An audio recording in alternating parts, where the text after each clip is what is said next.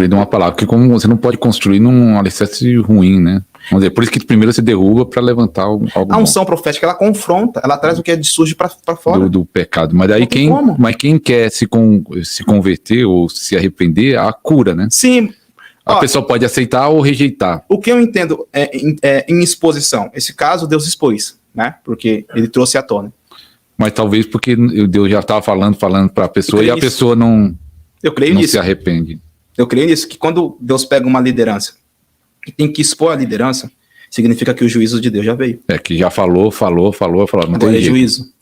Então, esses casos de pastores famosos que são expostos em várias situações de pecado sexual, pecado de roubo, pecado de pornografia, esses pecados que a gente está vendo agora, significa que Deus já deve ter tentado trabalhar ele para ele se arrepender, para não expor ele. Mas quando Deus expõe, significa, esse é o meu juízo. Acabou. A exposição é juízo. Que talvez no juízo há um quebrantamento, né? Eu vi um testemunho de uma pessoa agora famosa, né? Nem vou citar o nome dele para não criar polêmica, mas só que ele falou que ele ficou orgulhoso, né? E aí ele estava reconhecendo que pisou na bola, que fez tudo errado. E tudo de ruim que aconteceu para a vida dele serviu de bom, porque ele levou um quebrantamento, ele se arrependeu. Acho que eu sei quem é ele. E ele vai voltar forte. Vai voltar, porque ele tá falando, eu errei mesmo. Ele vai voltar forte. Eu errei mesmo. Então, isso serviu, eu errei, me quebrantou, então nós somos falhos, mas a pessoa quando se deixa Deus trabalhar, né? Sim, claro. Manassés, Deus não salvou Manassés? E qual é o rei Manassés? Ele não salvou? Se arrependeu depois foi o pior rei, pior rei de tudo, mas aí, quando ele se arrependeu, aí tem cura. Mas o dom de profecia, quando a pessoa é profeta, em algumas regiões, é muito procurado, né? Porque na realidade nem é profecia, é palavra de conhecimento. É, palavra de conhecimento. O cara tem um dom de revelação, vamos dizer assim, o cara tem um dom de revelação, aí muita gente procura essa pessoa, se fazer uma fila, eu já vi isso acontecer, faz uma fila de vários irmãos para orar, 3 pastores, 4 pastores, obreiro, e um irmão daquela fila lá, que está na frente da igreja, que tem um dom de revelação, a fila dele é maior. A dele fica enorme, e na casa dele recebe telefonema. Eu já vi pessoas falando que às vezes até manda mensagem de madrugada, você não tem uma palavra de Deus pra mim? Aí o pastor fala, meu Deus, de madrugada, vai acontecer isso com você, de a pessoa procurar? Não tem, né? Sim. Me dá uma palavra aí. Então, lembra que eu falei lá do começo do pastor, que ele foi da transferência de unção que eu recebi a primeira, que desenhou meu ministério, meu destino? Que foi eu caí no poder, eu caí no poder, beleza, tive aquela experiência sobrenatural, passou 3 meses, não deixaram fazer nada na igreja. Eu fiz o curso de obreiro, fiz o curso de diaconato e tal. E por que não deixavam? Eu acredito que... Era o agir de Deus. Deus falou assim, não, quero ele... As manifestações do Espírito Santo na minha vida não é dentro dos moldes daquela denominação. Sim, aí não ia dar certo. Não ia dar certo. E eu fui para várias outras igrejas antes dessa, e Deus me tocou lá, porque alguma coisa também de bom ele queria que eu trouxesse para minha vida. Que é exemplo de uso e costume e tal. Entendeu? Deus queria que eu tivesse uma mente um pouco mais aberta para isso. Porque para você desfazer um sofisma, é difícil, porque a pessoa se pega no sofisma. Que tá na mente. Já era só Deus mesmo, o poder de Deus para quebrar aquele sofisma e fazer a pessoa entender, né, que é o vinho novo para quebrar o odre velho. Se a gente se deixa ser novo, a gente retém um vinho novo.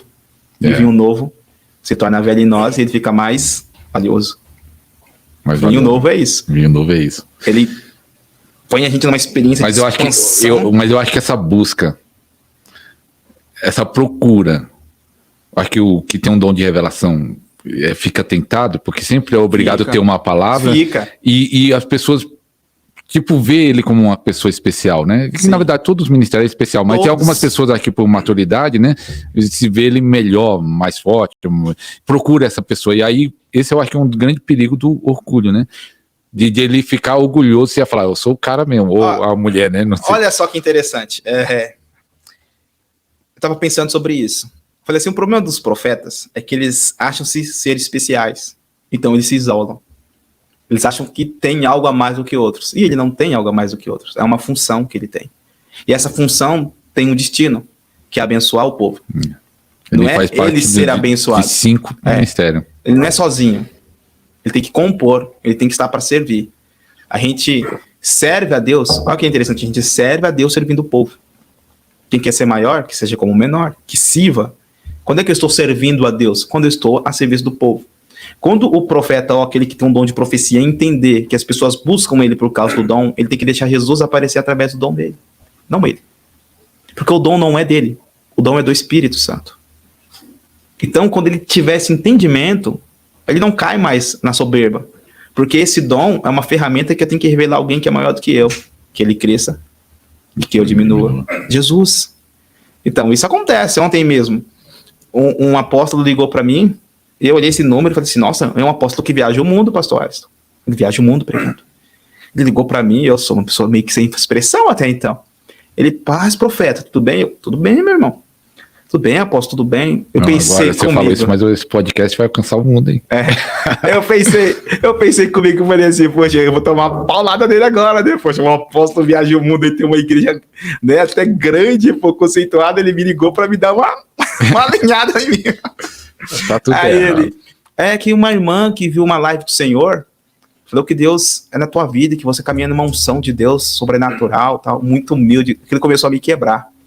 Você poderia orar por mim, pastor? Na hora que ele falou isso, eu tremi. Eu falei assim, meu Deus, ele que deveria orar por mim, Senhor. Eu falei, posso sim, apóstolo. Eu vou lá pro meu carro, porque eu tenho 2 crianças pequenas, minha casa é pequena, né, pra ter mais silêncio.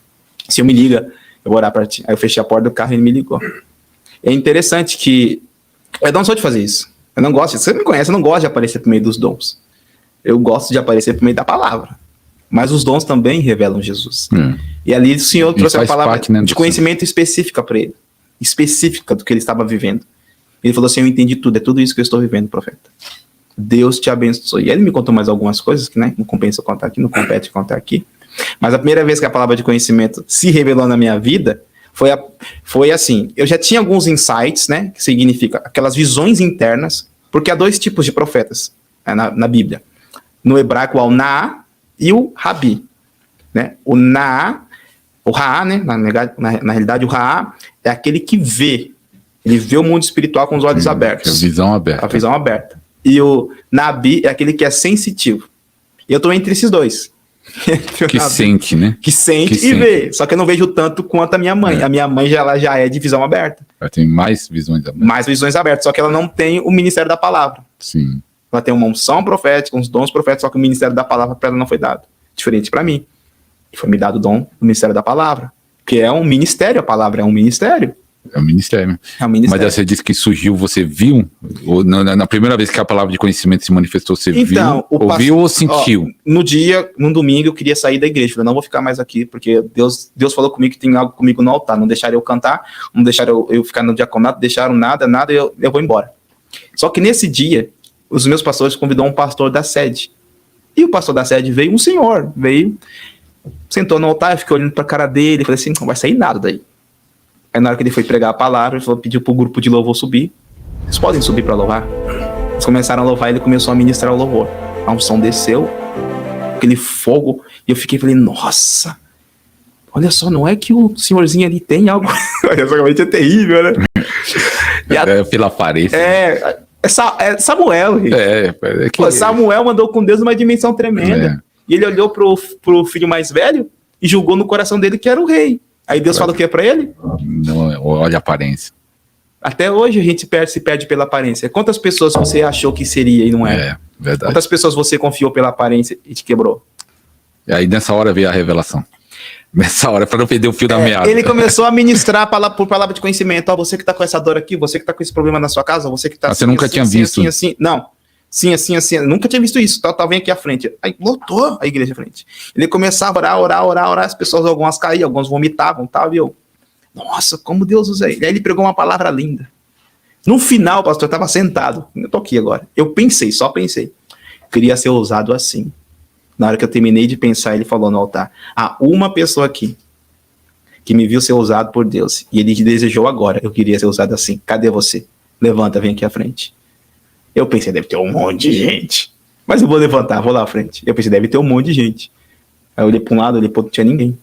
Aí os meus pastores desceram para orar por mim. E eu falei assim, comigo, não, eu quero que esse homem ore por mim. Se for, ele vai ter que orar. Pastor, eu terminei de pensar, ele pegou o óleo.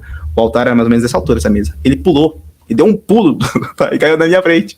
Aí ele pegou o óleo, colocou a mão sobre mim e falou assim, assim te diz o Senhor. Deus nunca tinha falado comigo em profecia por voz humana. Sempre sonho, alguma coisa assim que eu tinha que discernir, tá? Nem conseguia discernir muito bem. Assim te diz o Senhor, tu és um pregador da palavra. A mesma unção que está sobre a minha vida e as manifestações que você viu aqui, Deus vai te usar assim e ainda maior. Pastor, eu caí. Bum! Então houve uma transferência. Houve. Transferência de unção é real para quem não crê. Transferência de unção. Isso foi no domingo. Terça-feira, segunda-feira eu peguei a Bíblia. Eu li a Bíblia e não consegui entender nada. Eu li a Bíblia Gênesis. Começo. Veio, começo. Princípio, começo. Aí o Senhor falou comigo, a intenção minha desse livro era explicar o que eu fiz. Esse livro não é para dizer quem fez, é a intenção de quem fez. Que é diferente, se você estudar o hebraico, você sabe que a Bíblia é feita com intencionalidade. Não é para descrever, não é para cientista, não é nada disso. Um livro de história. Não, é um livro de intenção. Entendeu? Tem um foco, tem uma intenção, tem um propósito, tem um objetivo. E eu comecei a entender. Gênesis, começo. Êxodo, saída. Levítico, lei. Aí eu fui para João, o Filho de Deus. Só que lá que você recebeu no culto já estava se manifestando. Já estava. Aí eu comecei, a Bíblia começou a ter sentido para mim e ter aplicação. Que já